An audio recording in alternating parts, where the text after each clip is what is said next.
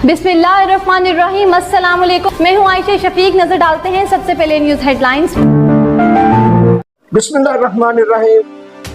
नाजरीन, मैं हूं आपका host M A Khokhar, city news Islamabad से।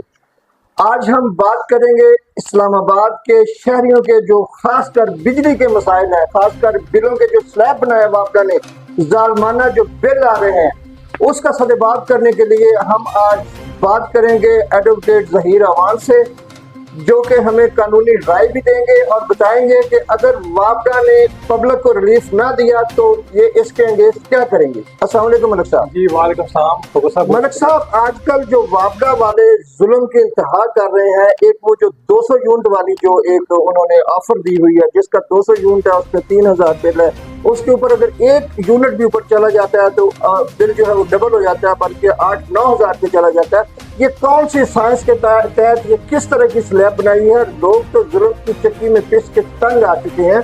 अब इसका हल करने के लिए लोगों को क्या मशवरा दे? जी बिस्मिल्लाहिर्रहमानिर्रहीम। खोखर साहब, आपका बहुत शुक्रिया कि आपने बड़े अहम मौजू पे मुझे बोलने का मौका फराहम किया।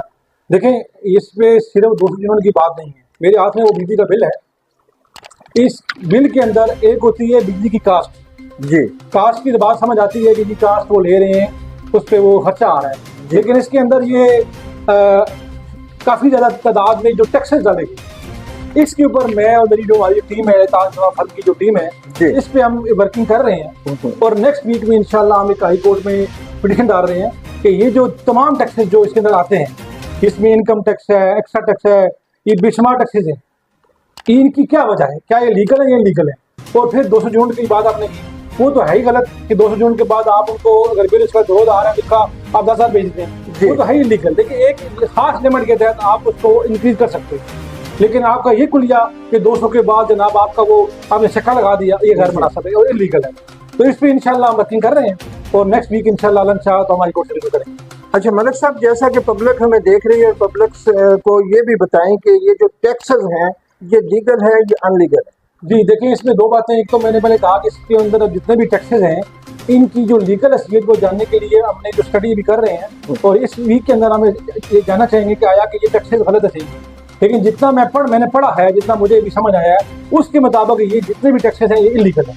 लेकिन मजीद हम, क्योंकि जब हम रेट तैयार करेंगे, जब हम हाई कोर्ट से रिव्यू करेंगे, तो हमने वो तमाम चीज़ें देखनी है कि आया कि ये टैक्स इनके लीगली किस हैसियत में इलीगल है। लेकिन जो मेरा एक्सपीरियंस कहता है कि ये तमाम टैक्सेज इन्होंने इलीगल डाले।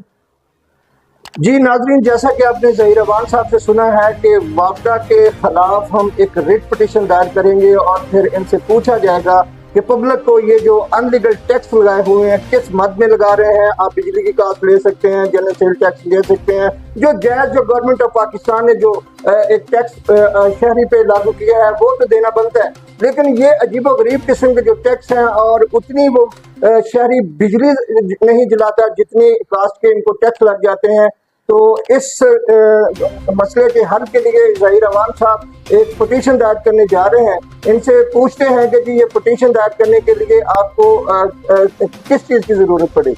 जी इसमें हमें तो खास नहीं, क्योंकि जो हमारा रोज़ काम है इसमें बिजली के बिल तो हर हमारे पड़े हुए हैं, और मैं चाहता हूँ कि अगर आपको पिटीशन बता दी जाए तो ज़्यादा बेहतर रहेगा, क्योंकि आप भी एक अवामी, आपका जो स्टाइल अवाम के लिए काम करते हैं। क्योंकि ये जो बिजली का इशू है पूरे पाकिस्तान का मसला है, किसी एक का मसला नहीं है। तो उसमें बाकी चीज़ें हमने खुद ही करनी थी, लीगली करनी है, जो ड्राफ्ट तैयार करना है वो तो हम कर लें। तो बाकी आपसे दुआ चाहते हैं, आवाम दुआ करे कि ये जो जालिम हुक्मरान बैठे हुए हैं इस मुल्क के ऊपर, जो अपनी जेबें भरने के लिए ऐसे टैक्स लगाते हैं जिनका कोई लीगली कोई बुनियाद नहीं होती। कहने का मतलब ये कि इस इशू को हल करने के लिए कोई भी शहरी पिटीशनर बन सकता है, कोई उसमें